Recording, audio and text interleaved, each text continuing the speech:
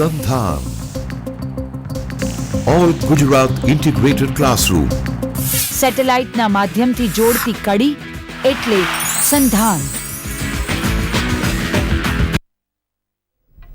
નમસ્કાર વિદ્યાર્થી મિત્રો, કાયદા વિદ્યા શાખાના કંપની ધારામાં આજે આપણે કંપની લો વિશે ચર્ચા કરીશું. આજે મારી સાથે સ્ટુડિયોમાં ઉપસ્થિત છે પાલનપુર લો કોલેજમાં પ્રિન્સિપાલ તરીકે ફરજ બજાવતા ડૉક્ટર મિનલબેન ઉપાધ્યાય. નમસ્કાર વિદ્યાર્થી મિત્રો. વિદ્યાર્થી મિત્રો, કંપની ધારા વિશે સામાન્ય રીતે ઘણી વખત એવું બને છે કે તમે લોકો જ્યારે કોમર્સ ફેકલ્ટીમાં FY, SY, TY, BComનો અભ્યાસ કર્યો હોય અથવા તો કરતા હો ત્યારે આ કાયદા વિશે થોડી ઘણી કાયદાકીય રીતે નહીં પણ વાણિજ્યિક રીતે અથવા તો કોમર્સની દૃષ્ટિએ કોમર્સના બેકગ્રાઉન્ડમાં કોમર્સના ફ્રેમવર્કમાં આપણે એ ચર્ચા કરી હોય અથવા તો એ બાબતે થોડી ઘણી પણ તમે સમજ લીધી હોય. પણ આપણે અત્યારે કાયદાના વિદ્યાર્થી છીએ તો કાયદાકીય રીતે એ કંપની ધારામાં કઈ કઈ બાબતોનો સમાવેશ થાય છે અને એ ધારાકીય રીતે એમાં કઈ કઈ બાબતો અંગે કઈ કઈ કલમો અને કઈ કઈ જોગવાઈઓ છે એ ચર્ચા કરવી એ જરૂરી છે. કાયદાકીય રીતે જોવો એ પહેલાં આપણે કંપનીનો ઇતિહાસ અને કંપની વિશે થોડી ચર્ચા કરીએ. સામાન્ય રીતે વિદ્યાર્થી મિત્રો, કંપની એટલે આપણે એવું સમજીએ છીએ જ્યાં એક કરતાં વધુ વ્યક્તિઓ સાથે મળીને કોઈ પણ કાર્ય કરે તેને આપણે કંપની કહીએ છીએ. અથવા તો આપણે કોઈ સામાન્ય રીતે એવું વિચારતા હોઈએ કે કંપની એટલે બે વ્યક્તિઓ એક સાથે જાય, બે વ્યક્તિ કોઈ કામ કરે, બે અથવા વધુ વ્યક્તિઓ કોઈ કાર્યનું આયોજન કરે, એને આપણે સામાન્ય રીતે કંપની તરીકે જોતા હોઈએ છીએ, કંપની તરીકે ઓળખતા હોઈએ છીએ. પણ જ્યારે આપણે કાયદાની વાત આવે છે, જ્યારે આપણે કંપની ધારાની વાત આવે છે, ત્યારે આપણે કાયદાકીય આસ્પેક્ટ, કાયદાકીય જોગવાઈઓનો અભ્યાસ કરવો જરૂરી છે. હવે જ્યારથી મનુષ્યમાં થોડીક પણ એક ધંધાકીય સ્કિલ અથવા ધંધાકીય આવડતની ઉદ્ભવ થયો અથવા બીજા શબ્દોમાં કહીએ તો જ્યારે એમને એવો વિચાર આવ્યો કોઈ પણ મનુષ્યને, જ્યારે આપણે માનવજાતની ઉત્પત્તિ બાદ કે ક્યારેક પણ કોઈ પણ પ્રકારનો ધંધો, કોઈ પણ પ્રકારનો બિઝનેસ આપણે શરૂ કરવો પડશે અથવા એના વિશે કોઈ માહિતી એની પાસે ન હોય ત્યારે સ્વાભાવિક રીતે એવું વિચાર કરે કે ભાઈ આપણે એકલા વ્યક્તિ કંઈ પણ કાર્ય કરીએ, એકલા વ્યક્તિ કંઈ પણ ધંધાકીય આયોજન દ્વારા આ અર્થ ઉપાર્જન કરી અને પોતાનો વ્યવસાય કરી અને પોતાનું કુટુંબ, પોતાની આવક વધારવા માટેનો પ્રયત્ન કોઈ પણ વ્યક્તિ કરતો હતો એક જમાનામાં. પરંતુ જેમ જેમ સમય જતો ગયો, જેમ જેમ લોકોમાં ધંધાકીય સ્કિલ વધતી ગઈ અને જેમ જેમ ધંધાની આવડત લોકોમાં વધુ થતી ગઈ અથવા તો બીજા શબ્દોમાં કહો તો ધંધાકીય ભૂખ અને નાણાં કમાવાની વૃત્તિ લોકોમાં વધતી ગઈ અને જેમ જેમ પ્રગતિ કરતો ગયો મનુષ્ય તેમ તેમ એમને થોડી ઘણી જરૂરિયાતો વધતી ગઈ. સામાન્ય રીતે આપણા દેશમાં કંપની ધારાનો જે ઉદ્ભવ થયો તે પહેલાં વર્ષો પહેલાં ઇંગ્લેન્ડમાં અને અમેરિકામાં એ કંપની ધારાની શરૂઆત, કંપની ધારાનો ખ્યાલ થોડે ઘણા અંશે ડેવલપ થયો. ઇંગ્લેન્ડમાં તો જ્યારે ઔદ્યોગિક ક્રાંતિની શરૂઆત થઈ ત્યારથી લોકોના મનમાં, ત્યાંના ઉદ્યોગ સાહસિકોના મનમાં એક પ્રશ્ન ઉદ્ભવ્યો કે આપણે જ્યારે કોઈ પણ ધંધાનો વિકાસ કરવો હોય, કોઈ એનું એક્સપાન્શન કરવું હોય અથવા તો પ્રગતિ કરવી હોય તો એ નાને તબક્કે કોઈ એકલ દોકલ વ્યક્તિ દ્વારા એ શક્ય નથી.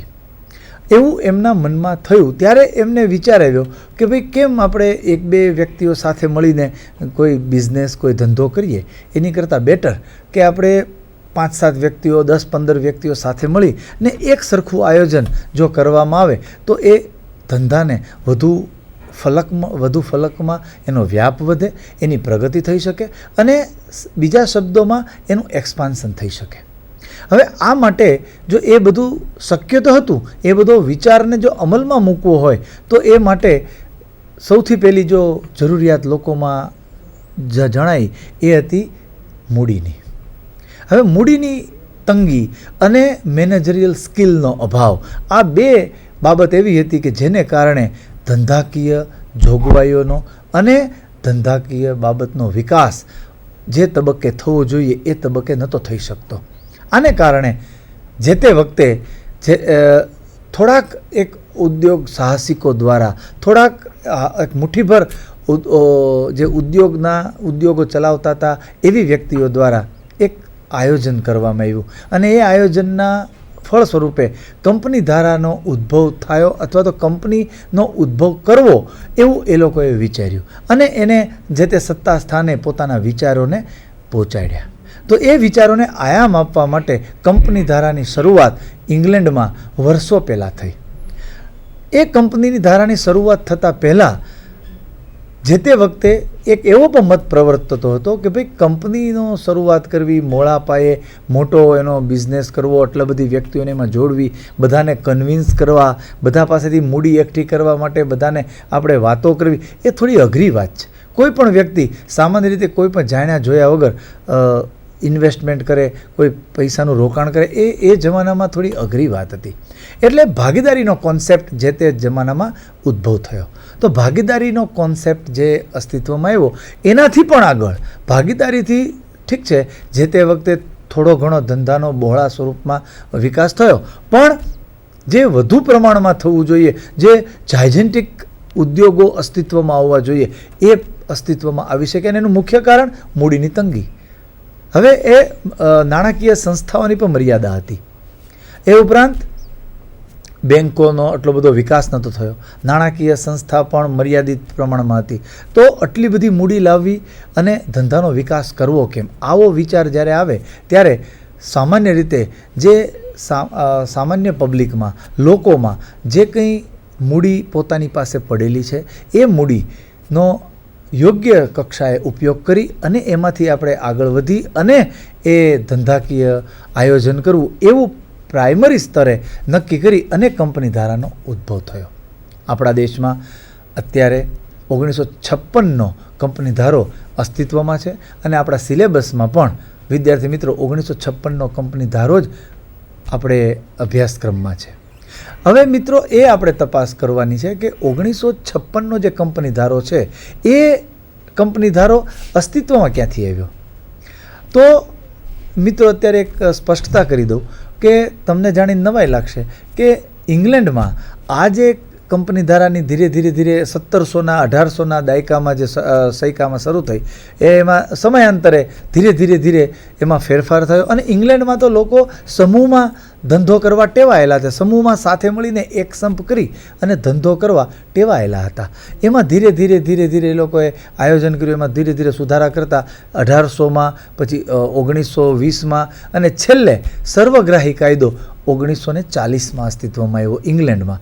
અને જો કે હાલ અત્યારે જે ઇંગ્લેન્ડમાં કાયદો અસ્તિત્વમાં છે એ તો એના પછી પણ નવા સુધારા સાથેનો કાયદો અસ્તિત્વમાં છે. પણ જે 1940નો કાયદો ઇંગ્લેન્ડમાં જે પસાર કરવામાં આવ્યો એ કાયદામાંથી ઘણા ખરા અંશે ઘણી જોગવાઈઓ આપણા કાયદામાં સમાવવામાં આવી છે.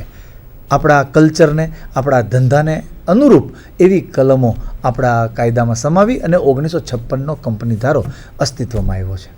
હવે વિદ્યાર્થી મિત્રો, તો આપણને પ્રશ્ન થાય કે કંપની ધારા પ્રમાણે કંપનીની વ્યાખ્યા કઈ અથવા તો કંપનીનો ખરો અર્થ શું થાય, એવો પ્રશ્ન જરૂર થાય.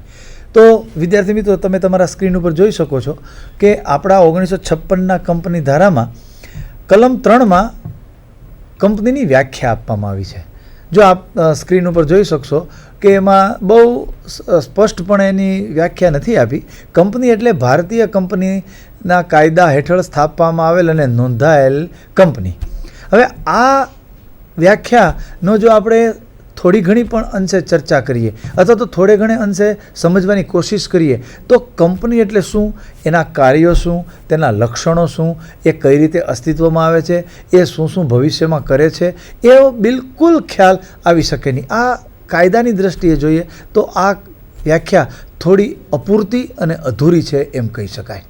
એનું મુખ્ય કારણ એ કે આ વ્યાખ્યા જો કોઈ અજાણી વ્યક્તિ જોવે અથવા તો એક કાયદાના એક નવા સવા વિદ્યાર્થી તરીકે જ્યારે તમે આ કાયદાનો અભ્યાસ કરવાની શરૂઆત કરી હોય અને કાયદાના એક અભ્યાસુ તરીકે આ વ્યાખ્યા જો જોવામાં આવે તો વિદ્યાર્થી તરીકે અથવા તો કોઈ અન્ય વ્યક્તિ તરીકે આ કાયદા, આ વ્યાખ્યા સમજવા, આ કાયદાની આ વ્યાખ્યા જોવાથી, વાંચવાથી એના વિશે કંઈ પણ આપણને ખ્યાલ આવી શકે નહીં કે આ કાયદામાં, આ કંપનીમાં અથવા તો આ કંપનીમાં, કંપની એટલે શું, કંપની શું કરવા માગે છે અથવા શા માટે અસ્તિત્વમાં આવે છે, એ કંઈ ખ્યાલ નથી આવતો.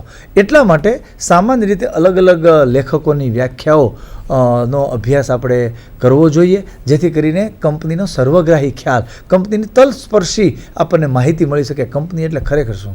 જો એક સીધા સાદા અર્થમાં આપણે જો કહેવું હોય તો આટલું કહી શકાય કે કાં તો કંપનીની વ્યાખ્યાને કોઈ પણ ભાષામાં સાદી સીધી રીતે જો કહેવી હોય તો એટલું જ કહી શકાય કે એક વ્યક્તિઓનું મંડળ છે. કંપની એટલે એક વ્યક્તિઓનું મંડળ કે જે કંપની તરીકે નોંધાવવા માટે સક્ષમ છે, કંપની તરીકે નોંધાવવા માટે સક્ષમ છે અને ધંધો કરવા માટે મૂડી એકઠી કરે છે, અને મૂડી એકઠી કરવા માટે એને એવી સત્તા છે અથવા તો એવા કારણથી કે જે ઉછીની લઈ શકે છે, અને ધંધો એ ઉછીની મૂડી લઈને, મૂડી એકઠી કરીને એ ધંધો કરે છે, અને એ ઉછીની લઈને અથવા તો જે કોઈ રીતે મૂડી એકઠી કર્યા પછી જે કંઈ ધંધો કરે, જે કંઈ કાયદેસરનો બિઝનેસ કરે, એના જે કંઈ ફળ એમને પ્રાપ્ત થાય એ ફળ એમને વેચી લેવા, સભ્યો દ્વારા સભ્યો વચ્ચે વહેંચવા માટે જે અસ્તિત્વમાં આવે એને કંપની કહેવાય. આવો એક સીધો સાદો અર્થ આપણા વચ્ચે આપણે જો કહીએ તો આપણી સમજવામાં થોડી સહેલી વાત છે, અથવા તો સમજી શકીએ. આ વ્યાખ્યા જે કાયદામાં આપી છે એ થોડી અધૂરી છે, અને એ વ્યાખ્યાથી કોઈ આપણને સ્પષ્ટતા કંપની વિશે થઈ શકતી નથી. હવે આપણને વિદ્યાર્થી મિત્રો વિચાર આવે કે આપણા દેશમાં કંપની ધારાની જો વ્યાખ્યા, આટલો મોટો કંપની ધારો, અવડો મોટો આપણો દેશ, અને એની જો આવી વ્યાખ્યા અસ્પષ્ટ હોય તો પછી ભવિષ્યમાં અથવા તો એના લક્ષણો જોવાથી પણ આપણને ખ્યાલ ના આવી શકે, એવું પણ કદાચ આપણને વિચાર આવે. પણ વિદ્યાર્થી મિત્રો એવું નથી. એમના લક્ષણો જોવાથી આપણને કદાચ કંપનીની વ્યાખ્યાનો અથવા તો કંપનીના અર્થનો ખ્યાલ આવે. હવે વિદ્યાર્થી મિત્રો, જોવાની ખૂબી એ છે કે કંપનીના લક્ષણો કંપનીના કાયદામાં જે બતાવવામાં આવ્યા છે, અને જે કંપનીના લક્ષણો આપણે જોશું એ કંપનીના લક્ષણોમાં જે બાબતનો સમાવેશ થયો છે એ આ વ્યાખ્યા જે આપવામાં આવી છે એમાં એક પણ બાબતનો ઉલ્લેખ કરવામાં આવેલો નથી. એ ઘણી કમનસીબ બાબત છે. અને જોવાની ખૂબી એ પણ છે કે કંપની ધારો અસ્તિત્વમાં આવ્યો પછી આજ દિવસ સુધી આ વ્યાખ્યામાં કોઈ સુધારો કર્યો નથી કે કરવાનું કોઈને સૂઝ્યું પણ નથી. એ પણ એક ઘણી કમનસીબ બાબત છે.